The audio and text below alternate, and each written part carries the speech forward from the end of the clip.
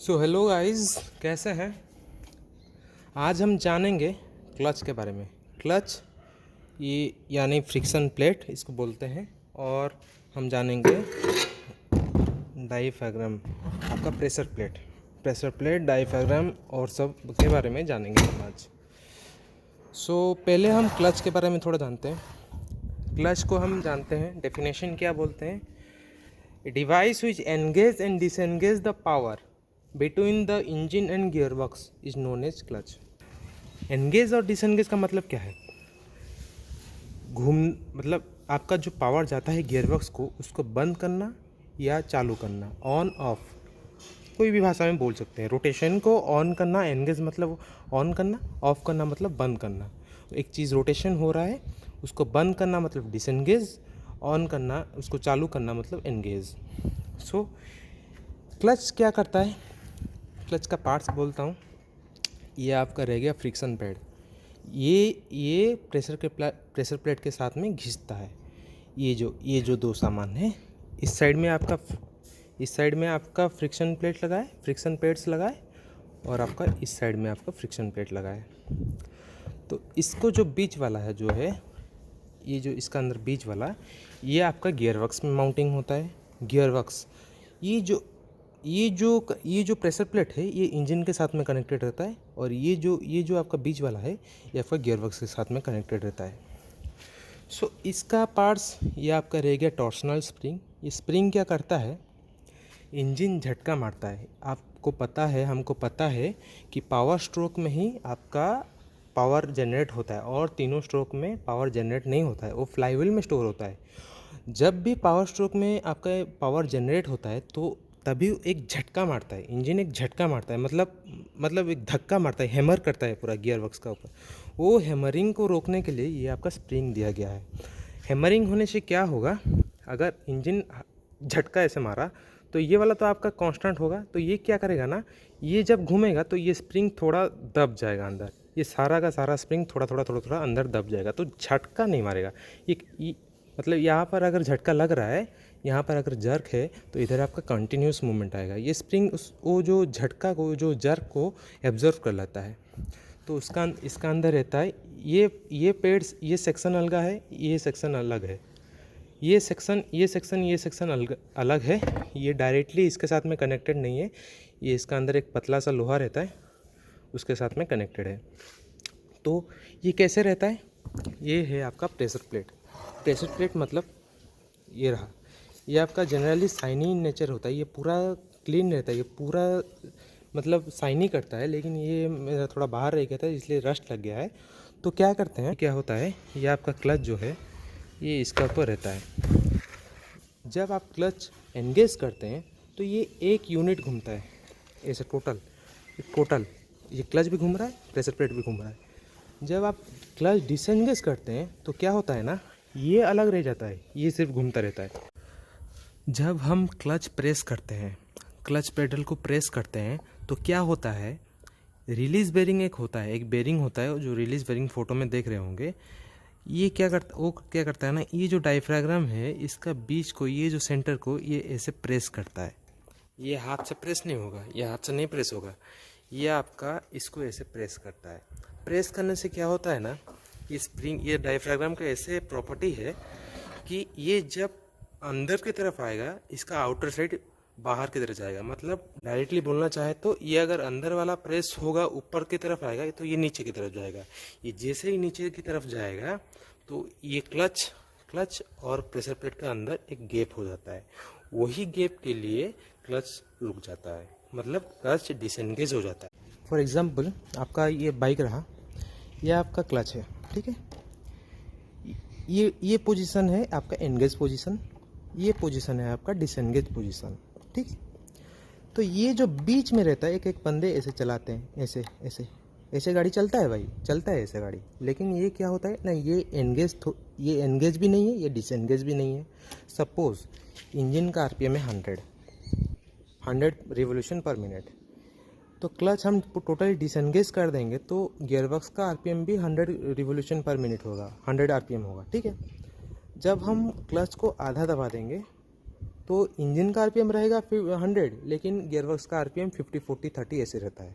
ये जब हम क्लच छोड़ते हैं तो ये आपका गियरबॉक्स का और इंजन का शाफ्ट दोनों टोटली सेम हो जाता है। लॉसेस छोड़िए, वो जो थ्योरेटिकल जो है उसके बारे में मैं नहीं बोल रहा हूँ, उसका अंदर बहुत सारा लॉसेस है क्लच प्लेट का अंदर, लेकिन मैं प्रैक्टिकल के बारे में बोल रहा हूँ। आप पकड़िए 100 आरपीएम का इंजन का आउटपुट है, इनपुट है गियरबॉक्स का आपका 100 आरपीएम। जब क्लच टोटल डिसएंगेज कर देते हैं तो क्लच और प्रेशर प्लेट क्या होता है ना, वो एक असेंबली चलता है, मतलब एक यूनिट होके चलता है, तो उसका अंदर फ्रिक्शन नहीं होता है, तो इसलिए आपका हीट प्रोड्यूस नहीं होता है।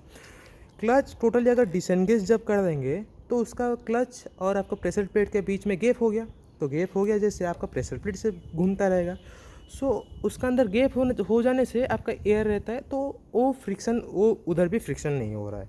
ठीक है, जब हम हाफ क्लच करेंगे, हाफ क्लच दबाएंगे, तो क्या होता है ना, क्लच और प्रेशर प्लेट जो है वो पार्शियली कनेक्टेड रहते हैं। जब आप क्लच दबाते हैं ना, एक्सीलेटर दबाते हैं ना, तो ये 1000-1500 तक जाता है। 1500 में जाने से तो ये सोचिए ये कितना गर्म होगा। और ये जो आपका फ्रिक्शन प्लेट है, ये जो फ्रिक्शन प्लेट है, ये पूरा जल जाता है, पूरा आग बबूला हो जाता है, पूरा लाल होके धुआं निकलने लगता है। सो मैं एक बात बताता हूँ, एक बंदा एक गाड़ी चलाता है 2 साल में वो 2 लाख किलोमीटर चलाता है, उसके बाद में उसका क्लच का इशू आता है। और एक बंदा वही गाड़ी चलाता है 2 महीना के बाद में उसका क्लच का इशू आता है। तो क्यों आता है भाई? तो दोनों तो चला ही रहे थे ना, तो इसमें दिक्कत क्या है? वो बंदा ने क्या कर दिया कि इतना साल चल गया, ये बंदा ने क्या कर दिया कि इतना कम साल चला।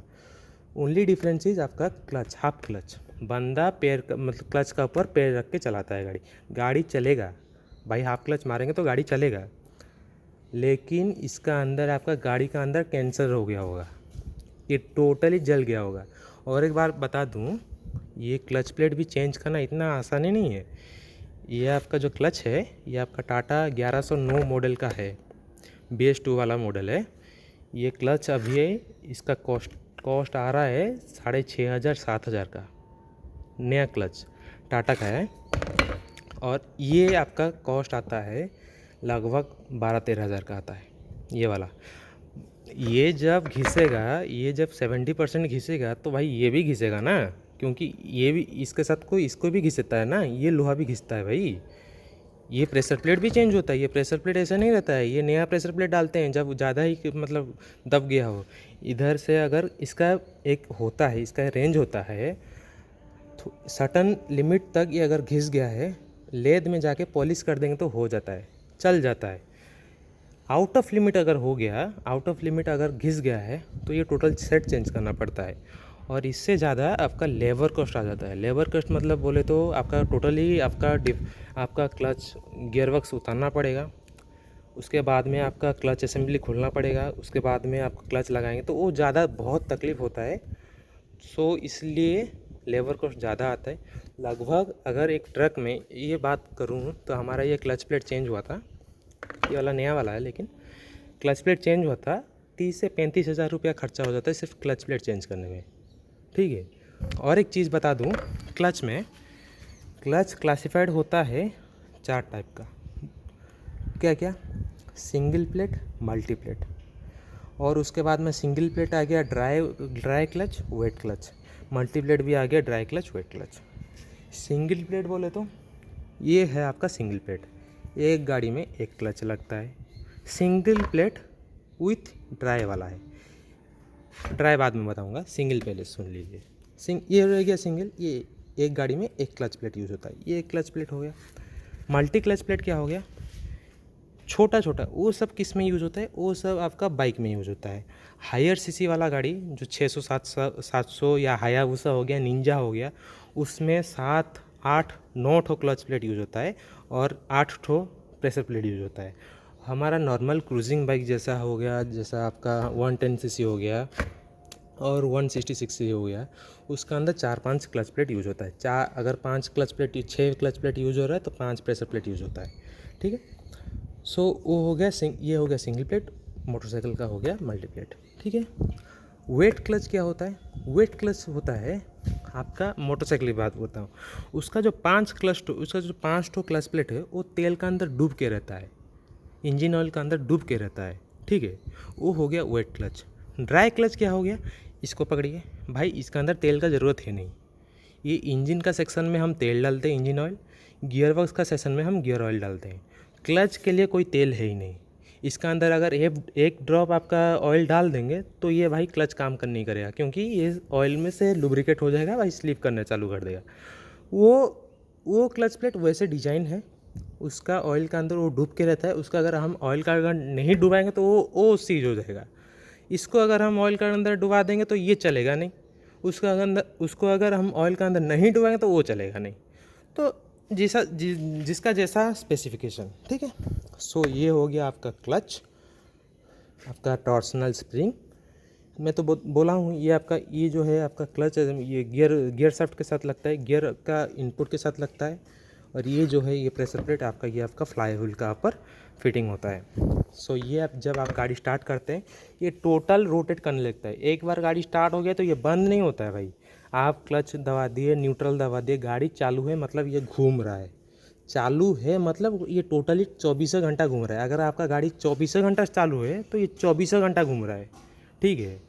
ये आपका हो गया, ये आप बोल सकते हैं जब आप क्लच मारेंगे तो ये नहीं घूमेगा, जब आप क्लच छोड़ देंगे तो ये घूमना चालू कर देता है। फाइनल चीज़ एक दिखा दे रहा हूँ, ये आपका जो बोल रहा हूँ गियर का इनपुट में लगता है। गियर का इनपुट में कैसे लगता है, गियर वर्क्स मेरे पास है, मैं आपको दिखाता हूँ। देखिए ये आपका गियर वर्क्स है, ये टाटा का है, 1109 मॉडल का है गियर वर्क्स। ये आपका हो गया इनपुट शाफ्ट, ये हो गया आपका आउटपुट शाफ्ट, ये वाला हो गया आपका आउटपुट शाफ्ट। ये आपको डायरेक्टली चक्का के साथ में जाके कनेक्टेड होता है।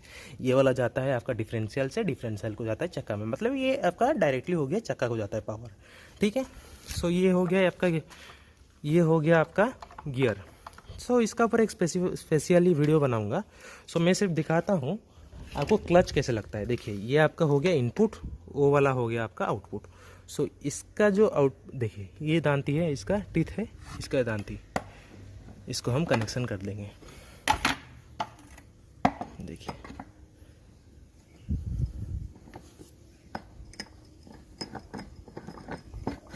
ये देखिए, ये आपका टोटली फिटिंग हो गया। तो ये ऐसे चलता है, जब आप क्लच छोड़ते हैं, एंगेज होता है जब, ये टोटल 100% ऐसे घूमता रहता है। जब आप डिसएंगेज कर देते हैं ये ऐसे कांस्टेंट रह जाता है, ठीक है।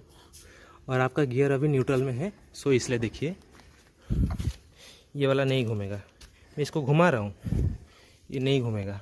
देखिए दिखाने के लिए बोल रहा हूँ, ये घूम रहा है ना, आप बोल रहे हैं ये घूम रहा है, बोलेगा भाई घूम तो रहा है, झूठ बोल रहा है। ये देखिए पेड़ से रोक दिया, ये नहीं घूम रहा है। ये आपका न्यूट्रल पोजीशन है। ये तो आपका थोड़ा घूमता रहता है, जब छोड़ देंगे तो ये फ्री घूमता है। इसको हाथ से ऐसे बंद कर दें तो ये नहीं घूमेगा। गियर डाल दूंगा तो ये गियर लग गया, ये अब घूमेगा। देखिए ये 5 नंबर गियर लग गया है, इसका इनपुट इक्वल टू आउटपुट हो गया। ये जितना स्पीड में घूमेगा वो उतना स्पीड में घूमेगा। सो ठीक है, थैंक यू। ये इसका ऊपर एक अलग वीडियो बनाऊंगा। सो आशा करता हूँ आपको वीडियो अच्छा लगा हो, डिटेल समझाया गया है। अगर कोई डाउट है तो कमेंट कीजिए। Thank you. और सब्सक्राइब करिए भाई चैनल को, सब्सक्राइब करेंगे तो मोटिवेशन होगा ना। Thank you.